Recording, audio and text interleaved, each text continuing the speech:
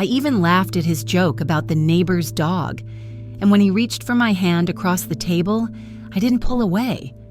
I just squeezed it, like I was holding on to the last shred of the life I thought I had. That night, lying beside him, I stared at the ceiling. My mind replayed his messages over and over. Every "I love you" he'd ever said to me now felt like a counterfeit bill, something I had accepted without checking if it was real. I thought about confronting him right then, shaking him awake and shoving his phone in his face, but there was something in me, something I didn't recognize, that held me back.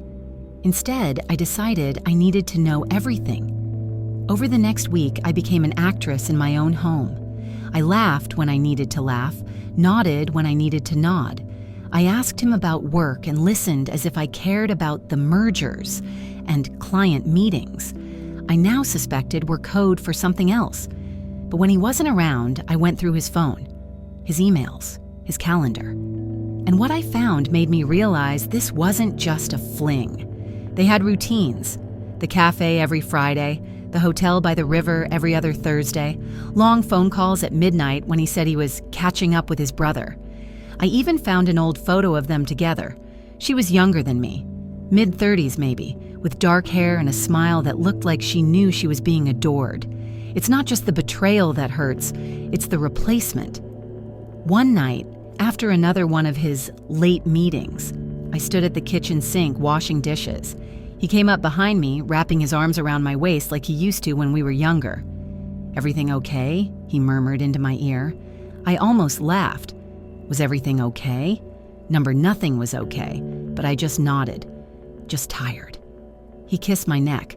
I let him, and in that moment, I realized I had a choice: confront him and shatter everything right now, or wait until I had the upper hand. I chose the latter. I started documenting everything: screenshots, emails, receipts I found in his pockets. I even followed him one Thursday. I felt ridiculous sitting in my car across from the hotel, watching him step out in that blue shirt I used to love. I watched her join him, her hand slipping into his as they walked in together. And I sat there, gripping the steering wheel so tightly my knuckles went white, feeling like the woman I had been for the past 21 years had just died.